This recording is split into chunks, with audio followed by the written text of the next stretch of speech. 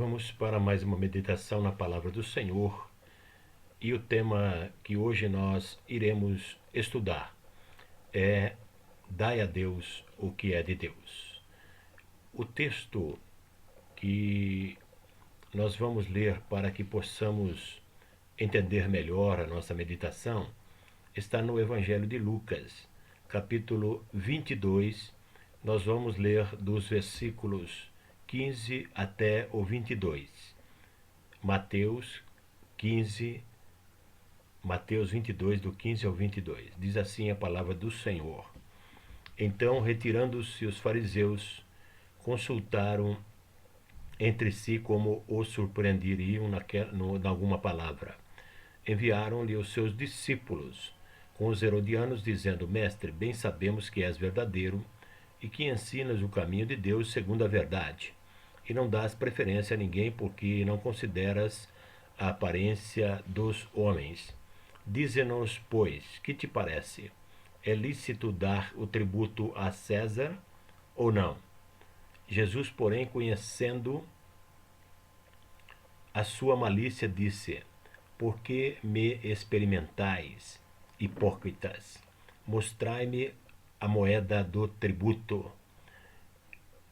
Eles lhe apresentaram um denário. Ele lhes perguntou: De quem é esta figura e inscrição? E eles lhe disseram: De César. Então ele lhes disse: Dai a César o que é de César, e a Deus o que é de Deus. Ouvindo isto, eles se maravilharam e, deixando-o, se retiraram. Este capítulo 22 de Lucas nos mostra que Jesus estava ensinando por parábolas, e isto incomodou muito os membros do Sinédrio, os sacerdotes, os fariseus, os saduceus, os doutores da lei, os anciãos. Todos eles estavam constrangidos, estavam incomodados com os ensinamentos de Jesus, porque os ensinamentos de Jesus diziam que ele seria perseguido pelos religiosos.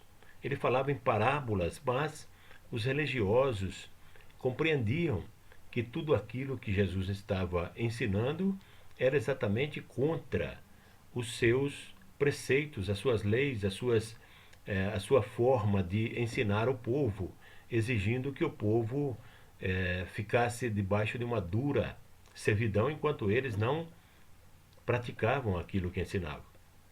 E Jesus chamava os fariseus abertamente de hipócritas, porque eles pregavam uma coisa que eles não viviam. E isto machucava profundamente aqueles fariseus que estavam muito incomodados com os ensinamentos e com a presença de Jesus. E o que nos chama a atenção também neste texto, neste capítulo 22, é que todos eles, todos os religiosos, todos aqueles que muitas vezes eram até adversários no templo, porque as suas convicções religiosas eram diferentes. Por exemplo, os fariseus, eles acreditavam na ressurreição e acreditavam em anjos.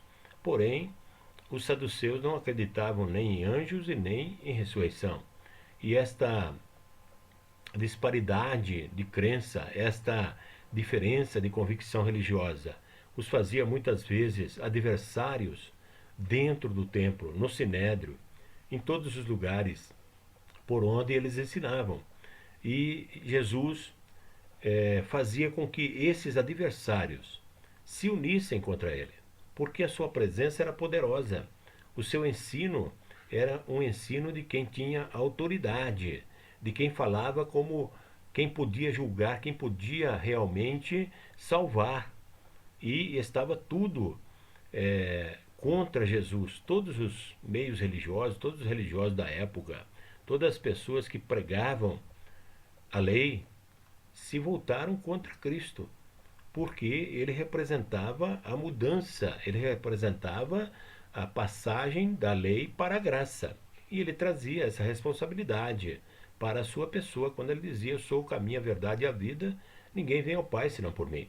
Então, muitos ensinamentos de Cristo eram contestados pelos fariseus, pelos saduceus, pelos doutores da lei, pelos anciãos, pelos escribas, porque se Jesus estivesse realmente falando a verdade, tudo aquilo que eles estavam pregando já tinha perdido a validade. Eles já estavam se tornando desnecessários. E isto abalava profundamente todos aqueles religiosos. Eles estavam realmente temerosos de que perdessem as suas funções se o povo realmente cresce em Jesus. Então nós vemos aqui alguns textos em que eles se unem para tentar derrubar Jesus, pegar Jesus em alguma contradição, para que ele fosse desacreditado pelo povo e também, muitas vezes, para que ele fosse até julgado e condenado pelos romanos. Então, esse texto que nós mostramos, os fariseus apresentam a ele uma questão em que, se ele dissesse que não era necessário pagar o tributo a César, ele estaria sendo condenado porque ele estaria lutando contra o governo de César, contra a autoridade de César. E isso era crime. E se ele dissesse que era necessário pagar o tributo a César, ele estava se colocando contra o povo judeu, que era contra esse pagamento do tributo. Então, eles acreditavam que, de qualquer maneira, Jesus não conseguiria sair dessa cilada. Mas o que aconteceu foi que eles saíram maravilhados com a resposta que Jesus deu a eles. Vejam o que Jesus disse no versículo 21. Dai a César o que é de César e a Deus o que é de Deus. E o versículo 22 diz que, ouvindo isto, eles se maravilharam e, deixando-o, se retiraram. Eles se maravilharam, mas não se converteram. Tem muitas pessoas que se maravilham com os ensinamentos de Cristo porque eles expressam uma sabedoria muito grande, mas não se convertem. Tem muita gente maravilhada com os ensinamentos de Jesus. E o que Jesus nos diz aqui é que nós temos que dar a Deus o que é de Deus. E muitas pessoas também estão dando a César o que é de Deus. Estão invertendo as prioridades, estão se esquecendo de que Deus deve ser a prioridade em suas vidas. Os textos aqui todos do capítulo 22 nos trazem como, de todas as ciladas que foram armadas por eles, Jesus se saiu com respostas extraordinárias. Nunca doutores da lei, fariseus, saduceus e anciãos, eles imaginavam que poderiam perder desta maneira para uma pessoa que nem era religiosa, que nem participava do templo, nem participava do sinédrio, era um galileu, era uma pessoa que para eles não tinha autoridade nenhuma, mas que pregava com autoridade, que respondia com a sabedoria de Deus e que conhecia tudo o que eles imaginavam que eram doutores.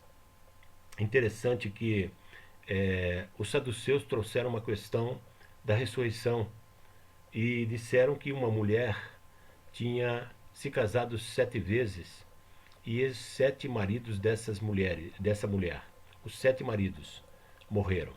E eles colocam uma questão diante de Jesus: de quem ela vai ser esposa lá no céu? Porque ela casou 7 vezes, ela teve 7 maridos. Qual deles vai ser o marido dela lá? E Jesus os chama de ignorantes. Porque olha a resposta que Jesus diz. Respondeu-lhe Jesus: errais, não conhecendo as Escrituras nem o poder de Deus. Vocês não conhecem as Escrituras. Vocês não conhecem o poder de Deus. Analisem o que dizem as Escrituras a respeito disso. Na ressurreição, nem casam, nem são dados em casamento, serão como os anjos de Deus do céu. E quanto à ressurreição dos mortos, não lestes que o que Deus vos declarou? Eu sou o Deus de Abraão, o Deus de Isaque, o Deus de Jacó. Ora, Deus não é Deus de mortos, mas de vivos. Ouvindo isto, as multidões ficavam maravilhadas com o seu ensino. Ensino com autoridade. Ele sabia o que estava falando porque Jesus tinha conhecimento pleno do seu ministério. Ele sabia que ele era Deus. Ele sabia que só Deus tem poder para perdoar pecados. Ele sabia que ele veio para trazer a salvação de graça por meio da fé. Por isso ele pregava com autoridade. Por isso ele pregava com autoridade. Por isso ele chamava para a sua pessoa a responsabilidade da salvação da humanidade. E ele não temia nem fariseu, nem doutor da lei, nem ancião, porque ele sabia quem ele era. Ele tinha plena consciência de sua divindade. E os fariseus ouviu que Jesus fez emudecer os saduceus com aquela questão da ressurreição e voltam ao ataque, agora trazendo um doutor da lei, um homem que conhecia profundamente a lei de Moisés. E vejam o que diz o versículo 34. Ouvindo os fariseus que ele fizera emudecer os saduceus, reuniram-se no mesmo lugar.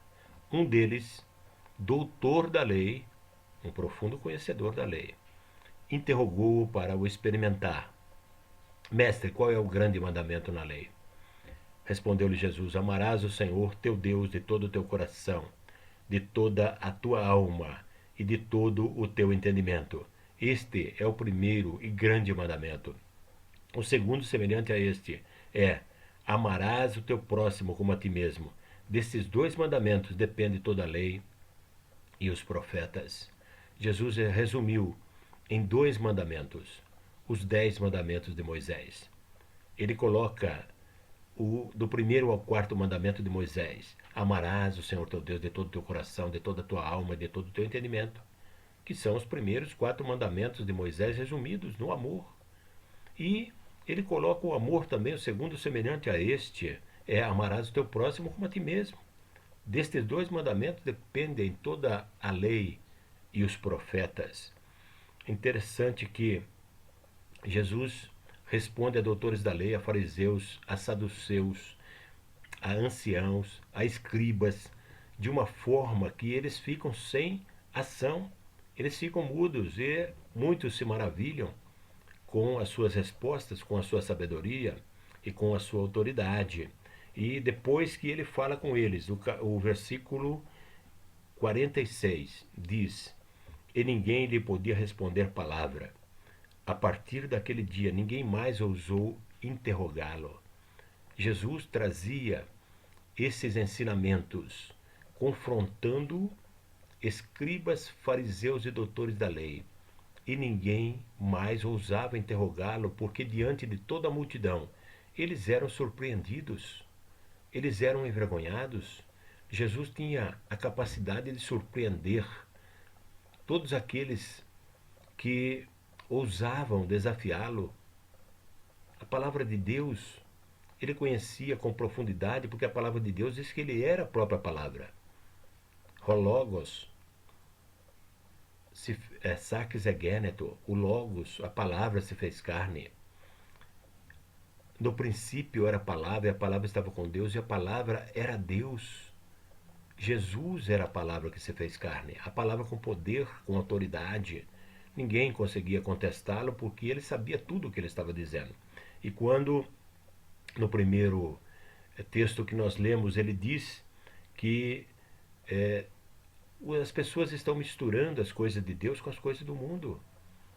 Dai a César o que é de César e a Deus o que é de Deus. Quantas pessoas têm misturado as coisas de Deus com as coisas do mundo? Estão praticamente tornando o evangelho algo materialista, As coisas de Deus são sagradas, são espirituais, não podem ser misturadas com as coisas do mundo. Muitas pessoas estão dando a César o que é de Deus. Muitas pessoas estão se esquecendo de dar a Deus o que é de Deus. As nossas vidas são dádivas de Deus. As nossas famílias são dádivas de Deus. Nós devemos a nossa vida a Deus. Nós precisamos agradecer todos os dias quando acordamos pela vida, pelo privilégio de termos oportunidade de ter contato com essa salvação que Deus preparou em Cristo para nós, porque Deus amou o mundo, porque Deus amou você, porque Deus me amou. Por isso, Ele nos deu o privilégio de termos a salvação de graça por meio da fé. Nós fomos alcançados por uma graça maravilhosa. É somente graça. Pela graça sois salvos. Isto não vem de vós, é dom de Deus. Não vem das obras, para que ninguém se glorie, porque somos feitura de Deus, para as boas obras. Então, não podemos mudar a ordem dos fatores. Nós temos que crer em Deus e dar a Deus o que é de Deus. Dai a César o que é de César. Deus não impede que você dê a César o que é de César. Mas o que é de Deus tem que ser dado a Deus. Que Deus abençoe o amado irmão, a amada irmã. Que Deus abençoe a sua família e te livre de todo o mal, em nome de Jesus. Amém.